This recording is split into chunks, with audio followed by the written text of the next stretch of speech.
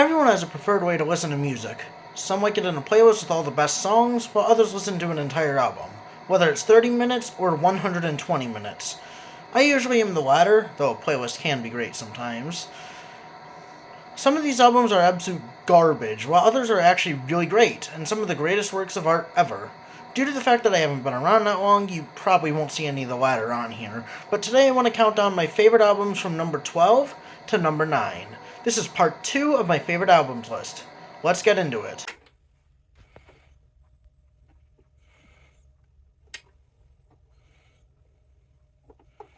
Before we begin, I want to give a shout out to this album right here. I haven't quite finished it, and I may have to listen to it a few more times to give it a proper ranking, but it'll probably end up on this list in the future. This album, Songs in the Key of Life, is genuinely great, and I really have been enjoying it so far. At number 12 we have Rubber Soul. I swear the Beatles aren't the only thing I listen to. It's just I love their music so much. This album departs from the loud, high-energy sound of their first 5 albums and goes for a more folk vibe. And it works really well. Norwegian Wood is a classic song, for example, with its sitar giving it such a vibe. It's so relaxing, but the lyrics are surprisingly dark. I also love Nowhere Man.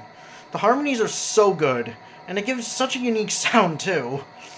In My Life is one of the most beautiful songs I have heard, and it was written by someone in their mid-20s, and If I Needed Someone is George's first great song, in my opinion. The album also has some great B-tier tracks too, such as If I'm Looking Through You and Think for Yourself. The ending song is kinda weak, but this is still a great album. I don't know how common this is on greatest ever albums lists, but Lynyrd Skynyrd's debut album has some of my favorite songs ever. While the opening song is kinda weak, Tuesday's Gone is absolutely gorgeous. The lyrics are beautiful, and the stringed bridge sounds great. The guitar solo at the end is so emotional, too. I do wish it went on for a bit longer, but we have Freebird to make up for it. A great first half with that ballad, and then the second half kicks it up to 11 with the 5-minute solo. It's one of the most kick-ass moments in any song ever. Give Me 3 Steps is also a classic and lots of fun, too. Simple Man is also on here, and while I'm not the biggest fan of it, it's a beautiful sounding song, and it's wildly popular, so it deserves a mention too. An underrated song on this album is Things Going On. Excellent piano solo in that song. Am I overrating this album? Maybe, but it's still a classic album in my opinion. I know it's probably tiring seeing Beatles albums on here, but Abbey Road is considered one of the best albums ever for a reason. Come Together is a classic for one, with its excellent and iconic riff, and its nonsense lyrics being lots of fun, not to mention the iconic bass line. Something is also a genuinely great love song as well, with a beautiful bridge and a gorgeous solo.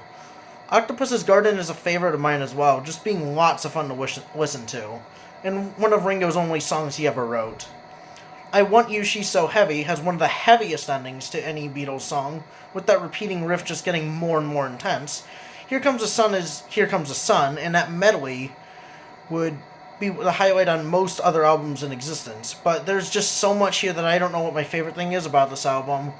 The ending to the medley especially is great, with Golden Slumbers, Carry That Weight, and The End being a great triple whammy. And the B-tier tracks are great too, like Oh Darling, and I even enjoy Maxwell's Silver Hammer. This album is one of the best for a reason, and it will remain popular for years to come. Boston has one of the strongest debuts in history. It's just banger song after banger song, and almost every song is well known. More Than a Feeling is iconic as hell, and I don't think it's overrated, it's just really good. Peace of Mind was a song that actually hooked me onto this album with that classic riff, and the chorus is great too. Foreplay Long Time is one of my favorite song intros ever, and the rest of the song is a banger too.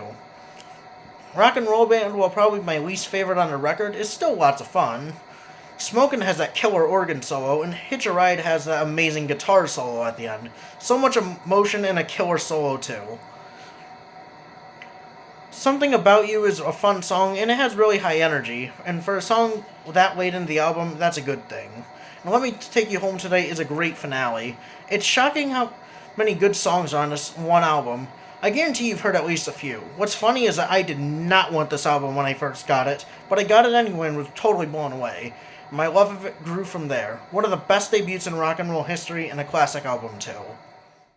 Unfortunately, that is all we have time for today. All these albums are amazing, and I think we're approaching 10 out of 10 territory soon. If you enjoyed this video, why not subscribe? Also, comment down below your favorite album on this list. I read all the comments and respond to. Thank you guys for watching, and I will see you guys in the next video. Goodbye.